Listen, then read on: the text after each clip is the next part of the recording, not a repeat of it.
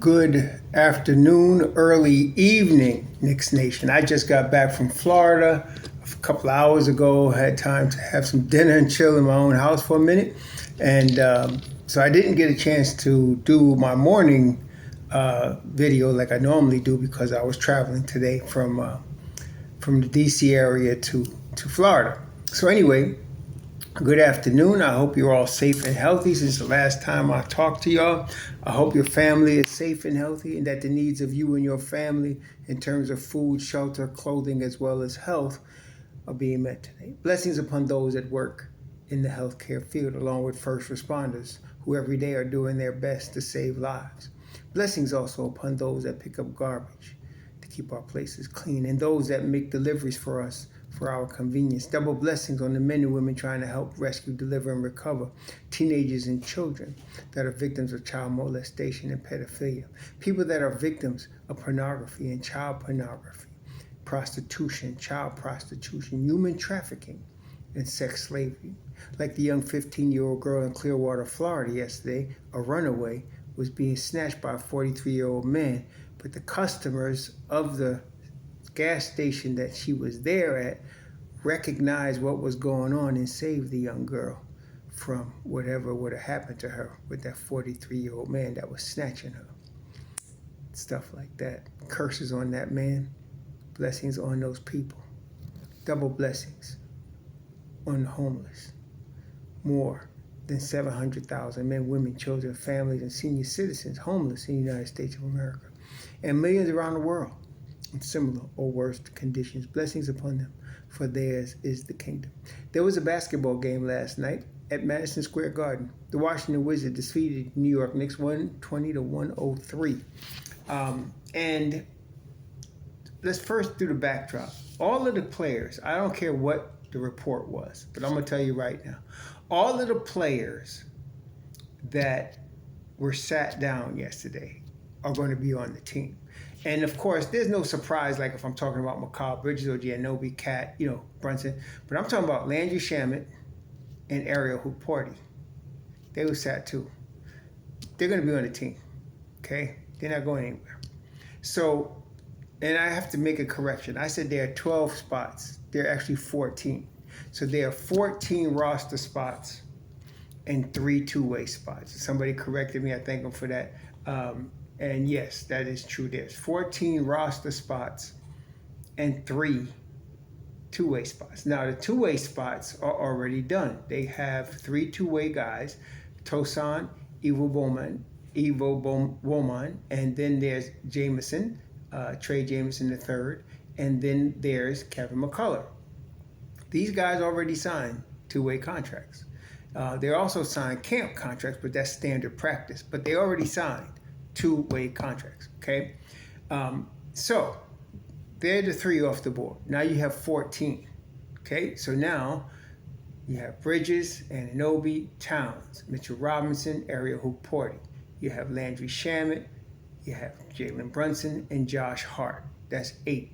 Then you have, of course, you're going to have Gershon Yabusele, Deuce McBride, Jordan Clarkson. That's 11. Then you got Pacome Dadiet, who's officially on the team. That's 12.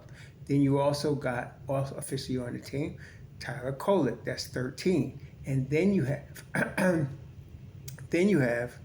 top of that, of course, the rookie, Muhammad Diawara. That's 14. Seems like they're all set.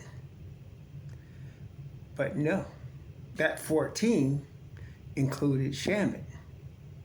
So they got to sign Shamet.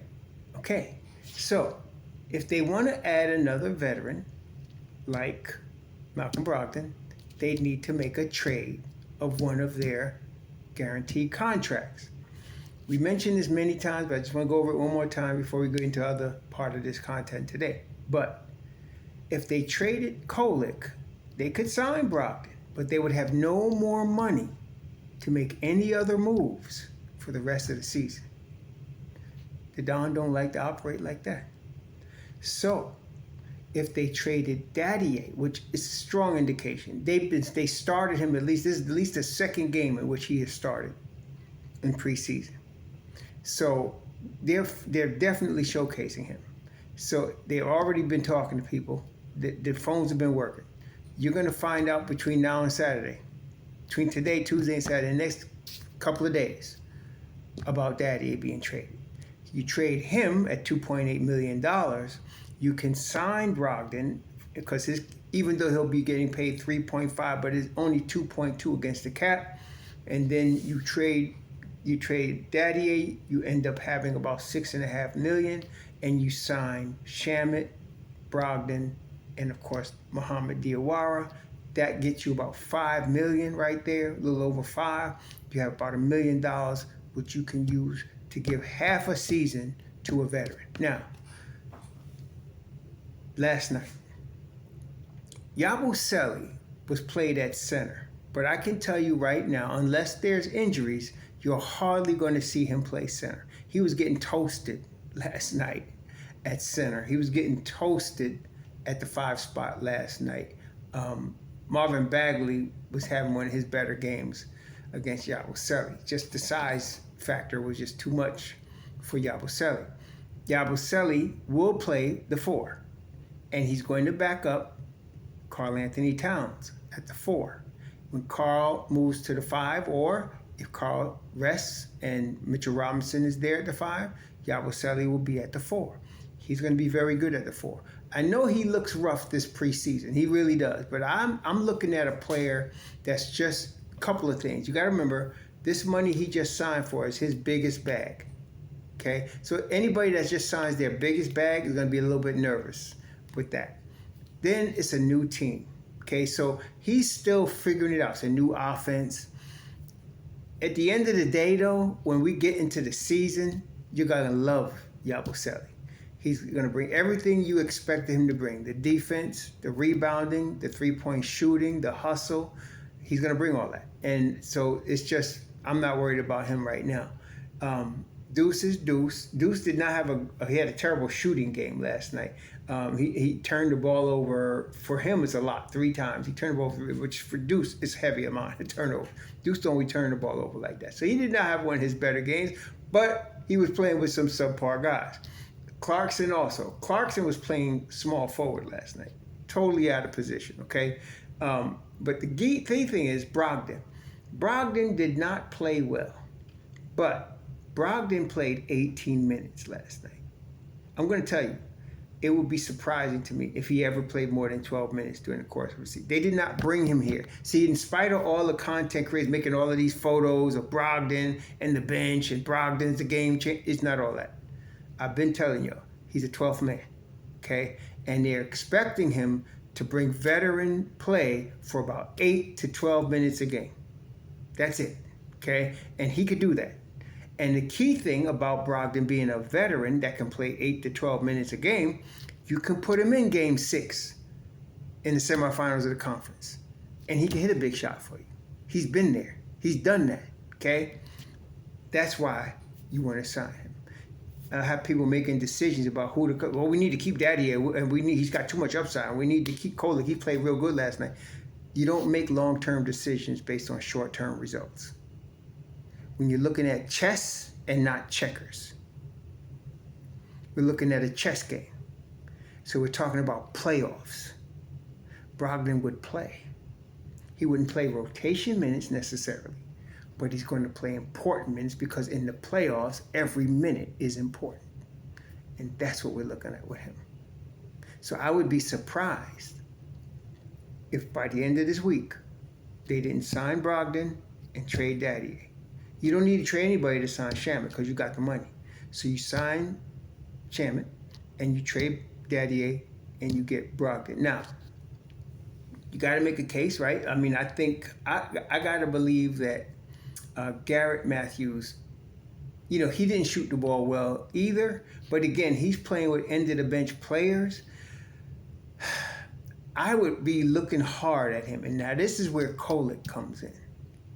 I would be looking hard at Garrett Mathews. So again, we're talking about playoffs. Think of playoffs. You got somebody in foul trouble in the playoffs. Remember last year, there was one game where the Knicks were down 20, and Brunson was in foul trouble. And while they were down 20, Deuce came in there with the starting unit, and they went on a 20-something to 1 run or whatever, and came back and beat Indiana in Game 3.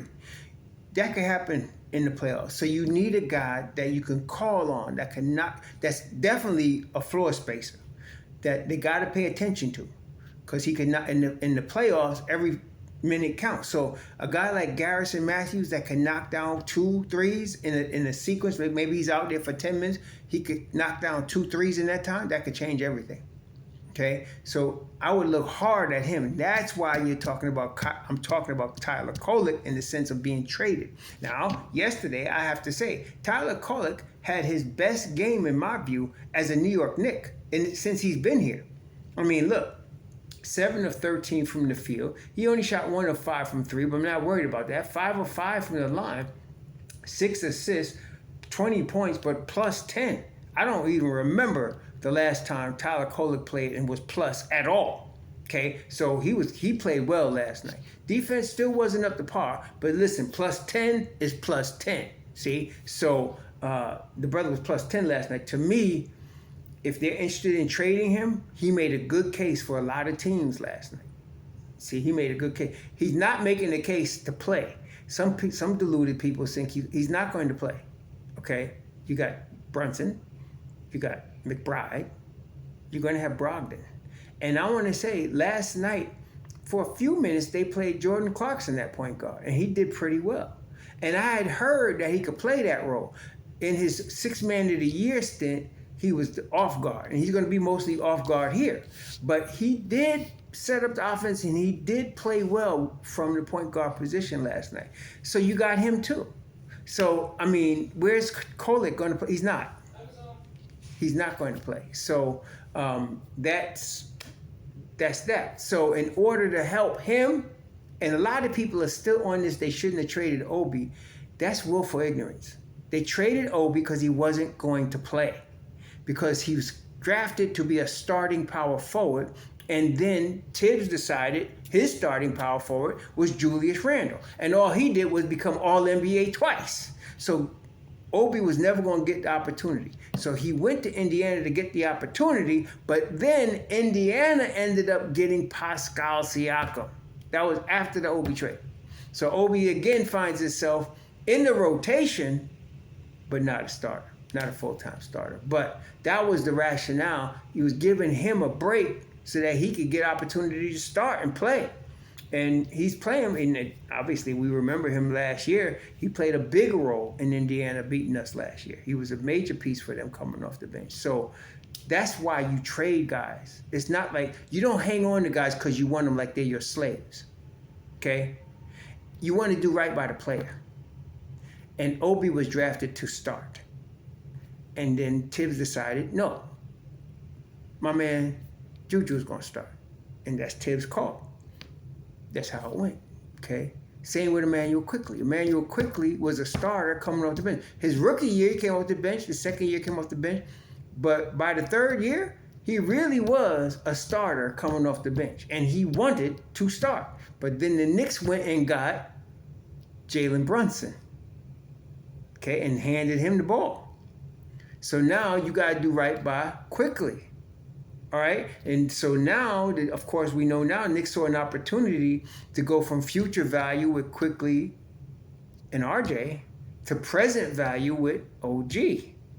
And that turned out well for both teams, and I think it's going to continue to turn out well for Toronto as well, although they've been off to a slow start because of injuries, that is RJ and Quickley. But I think they'll be all right coming this year. So you make trades sometimes based on money, based on opportunity, based on playing time. Guys that are good in the league, they want to play. They don't want to just sit on the bench because you think the Knicks shouldn't trade him.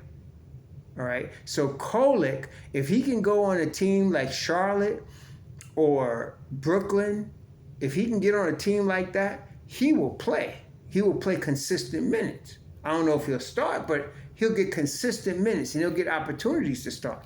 So you want him to get that. Okay, if you want to fulfill any kind of potential he might have, you want him to get that. So that's why, and then in exchange for that, you get a veteran sharpshooter that's a floor spacer in Garrett Mathews. So I don't know if the Knicks are going to do that, but I wouldn't be surprised.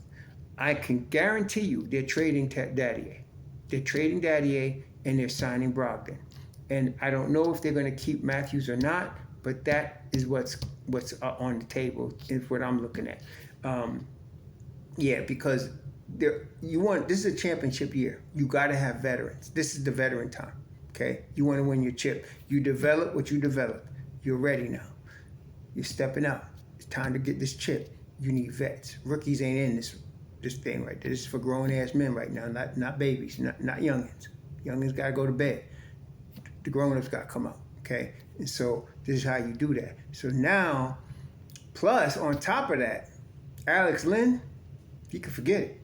And why? Because you got Ariel Hooporti. So now at the 5 spot, you got Mitch Robb that can play the 5. You got Karl Anthony Towns that can play the 5. You got Ariel Hooporti that can play the 5. And my man Brown seems to really like, for good reason, Trey Jamison, who's a two-way guy. He plays the 5. So you got 4 guys that can play the 5. Jamison can appear in up to 50 games for the Knicks. Okay. In the meantime, he can get plenty of reps in the G League. Okay, and he will. So I don't know. Alex Len is out, and I told you that last week when he ain't play. One game he ain't play at all. He's out. He's done. So is Matt Ryan. They both done. Last night, Alex Len played 12 minutes in a game that no starters was playing. He played 12 minutes. In a game that no starters was playing, Matt Ryan played 9 minutes. They're done. Okay, I'm sorry. They're done. So that they out. So now, as far as I'm looking at, you're going to have your 14 guys. Dadiet is going to be replaced by Brogdon. If you're going to get another guy, Kolek will be replaced by Garrett Mathews. That's how that's going to work.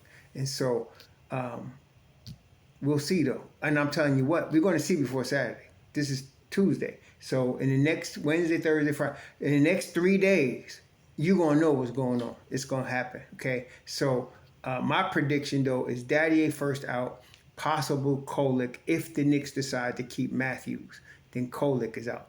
That's it. No doubt about it. So now we'll have the team. It appears that around the NBA, as I looked at other games and other teams yesterday and the day before, it seems like it's like a thing that the 4th preseason game, everybody sits their starters. It seems like it wasn't just Brown that did it. It seems like a lot of people did that across the league. I don't think they'll do that Friday against Charlotte, because now you got your team. That's what I mean. They will have their team. Everybody that shows up against Charlotte Friday should be guys that know they got a spot, they got a signed contract, and they're going to be on this team. So now you want to run your team, okay? And let's see what Brown does. And that's their last preseason game before the season starts next Wednesday night. So yeah, we'll see what goes on. But for now, last night's game was just to give everybody the opportunity to prove to sink or swim, to let the cream rise to the top or not. Okay. And for some like Kolek, that was a showcase game. For Dadiet, that was a showcase game. And Kolek is 24, so he's more mature as a player than Dadiet. Dadiet is only 20, and he plays like he's only 20. He's not ready for prime time yet, but he will be. Brown said it too, and I believe it. I believed it before Brown said it, but I think Dadiet is going to be a pro player, a regular NBA player, and so he just needs time to develop, and needs a team that's going to develop him. And the Knicks are not going to be that team. It's going to be some other team. So he'll be somewhere else. Good thing for him is he's got a guaranteed $2.8 million coming to him. That's his money. This is Dadiet's 2nd year. So he's got this year and he got another year guaranteed at about $3 million. So good for the kid, And if a team is smart, they'll develop him, because like he's 6'8". His wingspan, they say, is 6'9", but he's legit 6'8". Got nice agility. He's got the tools. He's an NBA player physically. He could be an NBA player. And so he just has to work hard, and I think he will. So eventually you'll see him in a uniform somewhere in somebody's rotation in the next year or two. But for now, the Knicks need that money. They need that money for Brogdon, and they're going to get it.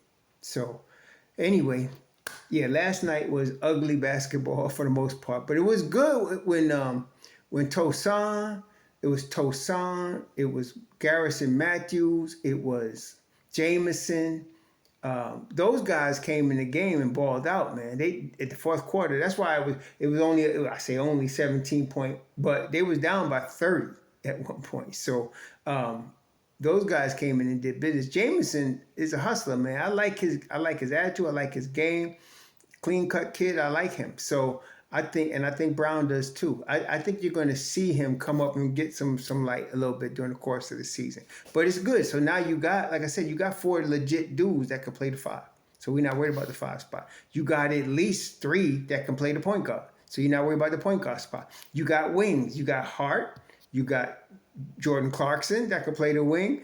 Deuce plays the wing. Of course, Mikal Bridges, OG Anunoby. You got wings, okay? You got wings out there. So, and I'm probably missing somebody, but you got wings. Then you got Gershon Yabusele. You got Mitchell Robinson, of course. So, Hercule Porter. I forgot Landry Shamet. You got Landry Shamet. That's a wing. We're going to be in good shape, y'all. This team is deep. This team is stacked. And I'm glad they lost that game last night. You know why? I don't want to go undefeated in preseason. That don't mean nothing. Let's rip them off some wins when the season starts, right? Last night, I'm glad they did what they did. Let's move on. Let's make these moves, get these contracts signed, and get ready for next week. Well, and nobody get hurt against Charlotte, please. Y'all enjoy the rest of your Tuesday evening. Sure.